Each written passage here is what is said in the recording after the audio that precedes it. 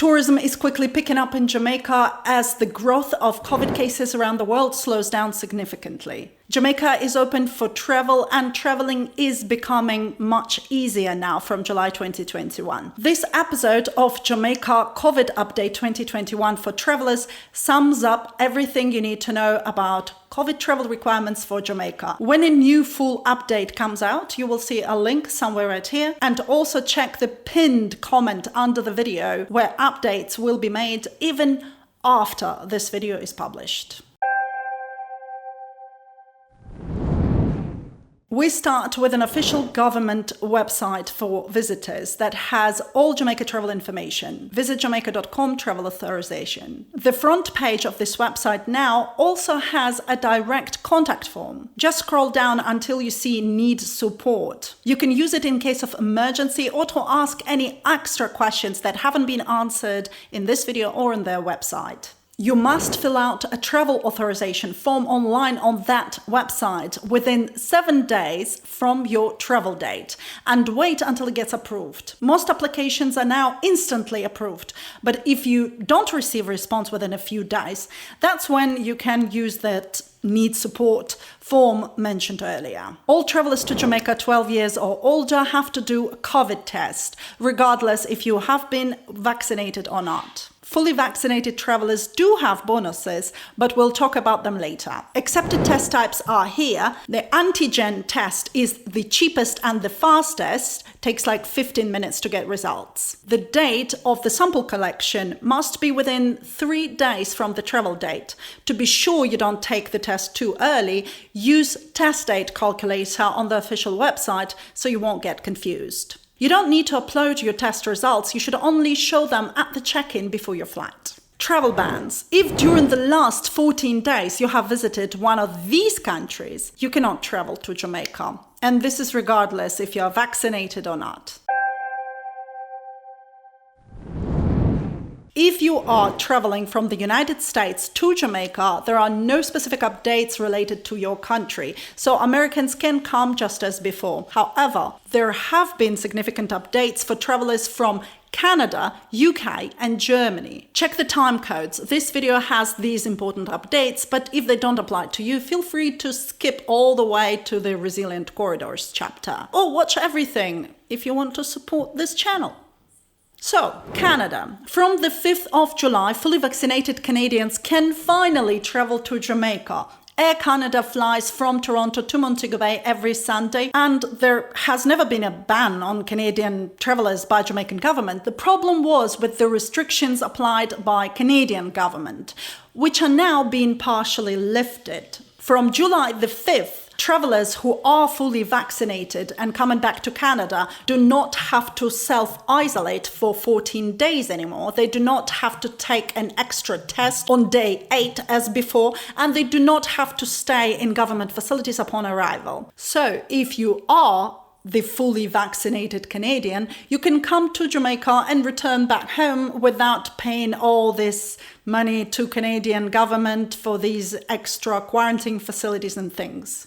Unfortunately, this does not apply to not vaccinated or partially vaccinated Canadians or any foreign nationals who want to travel to Canada. There is a link in description to the Canadian website with all this information. UK. This country allows travel to Jamaica, but there are some restrictions. UK government views all countries in 3 categories: red, amber, and green. When you're returning to the UK from these countries, different rules apply. Jamaica is currently under amber list. This means that after you come back to the UK from Jamaica, you must quarantine at home for 2 weeks and take 2 COVID tests. The rules might change and there are different requirements depending if you're returning to England, Scotland, Wales, or Northern Ireland. Check out the official links to each of these places in the description. Germany. Jamaica is no longer considered a COVID-19 risk area by Germany. As a result, direct flights from Germany by Condor Airlines are resuming on the 4th of July. So if you wish to come to Jamaica from Germany or from other countries in continental Europe,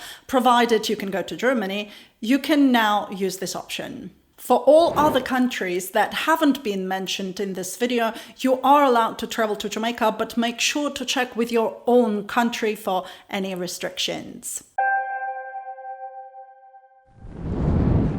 There are areas where you can freely travel in Jamaica from day one. They're called resilient corridors and include all the north coast in Jamaica and a large part of south coast. Actually, these are the areas where most popular attractions are located, where tourists go anyway. Most tourist attractions within resilient corridors are now open. This includes beaches, waterfalls, activities, and so on. So when you hear the news that the beaches are closed, it's out of date, and it used to apply to beaches and attractions outside of Resilient Corridor, but now these are also allowed to reopen. Before we continue, if you believe this video is useful and YouTube should promote it to others, please give it a like so you won't have to do it later, and you can do it now.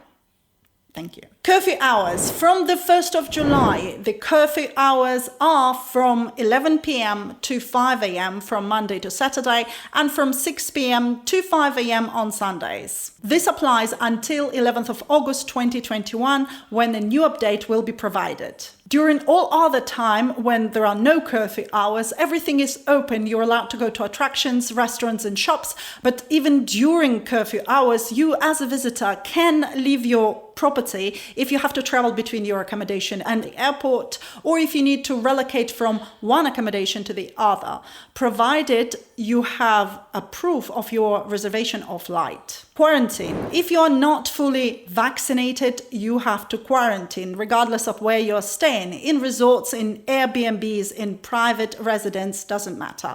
Quarantine rules are the same and apply to everyone who are not vaccinated and traveling to Jamaica. When you are in quarantine in Jamaica, it doesn't mean you have to isolate. Persons under quarantine cannot leave their quarantine location to move within the community. This means that while in quarantine, you cannot leave your hotel or Airbnb and walk to the house next door and stay there.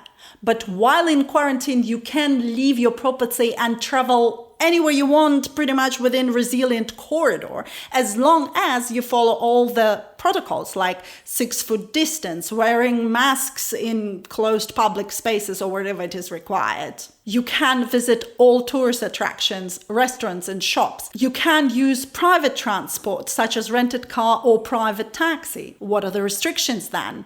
While in quarantine, you are not allowed to go outside of the Resilient Corridor. You cannot visit events such as parties. You cannot go to any public gatherings such as a church, and you cannot use public transport such as buses or road taxis. All of these restrictions apply for the first 14 days of your trip. This doesn't mean that you have to come to Jamaica for the whole 14 days. You can come for only one day if you want, that's fine. You can then just leave. But if you are staying longer than 14 days, on day 15, you can get a quarantine release form from the Ministry of Health in order to leave the Resilient Corridor, use public transport, and so on. All of this applied to visitors who are not fully vaccinated. If you are fully vaccinated, you are now required to quarantine for only 8 days instead of 14. What is more, fully vaccinated persons now also have the option, as of July the 1st, to take an approved PCR test, and upon presentation of negative results, can be released from the quarantine order completely and travel outside of Resilient Corridor, use public transport from day one, and so on. But keep in mind, PCR tests are much more expensive than antigen tests.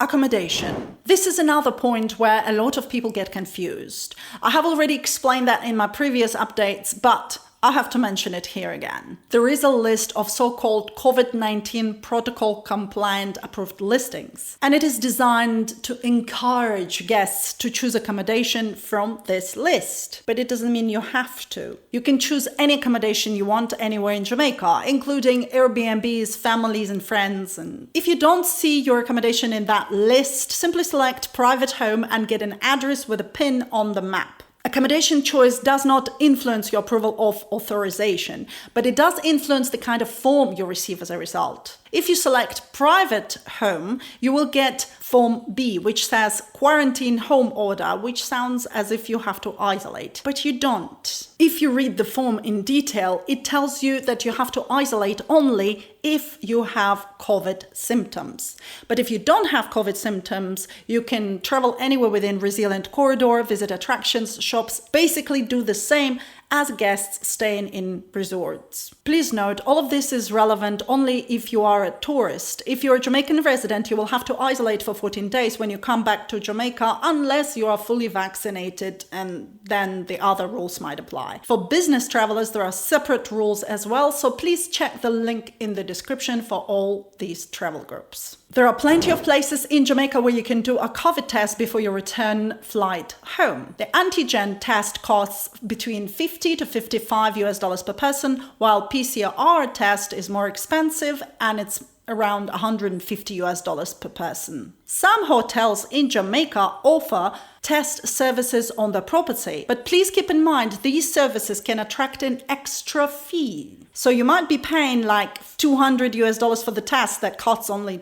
$50. The description has a link to all test centers in Jamaica, and as a backup plan, Montego Bay Airport itself has a COVID test center available for you. Antigen test results there take only 15 minutes to be ready, but the lines can take some time. So just make sure if you want to do the test at the airport, come around 4 hours before your flight. If you need a transfer from Montego Bay Airport to your resort, Airbnb, or private home anywhere in Jamaica, I have gathered a group of drivers who I know personally and who are highly reliable, fully licensed by Jamaica Tourist Board, always come on time, and will not try to charge you any extra fees. I'm making this announcement because I keep getting messages from subscribers. What taxi company can you recommend?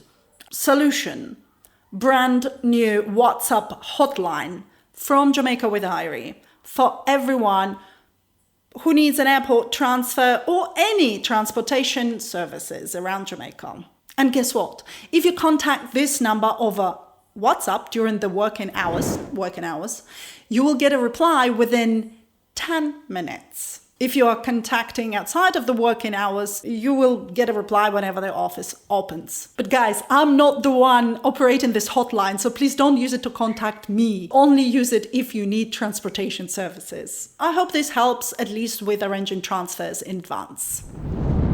That's it for today. Remember to check the description of this video. It has all the links that you might need. Please check my other YouTube videos. They are arranged in playlists and cover traveling and living in Jamaica. Thanks to all the subscribers and all the patrons who support this channel. If you wish to join our team of patrons, you can do so by following the link to Patreon in the description. Thank you so much for watching. My name is Irina, and I'm looking forward to seeing you in Jamaica. Bye for now.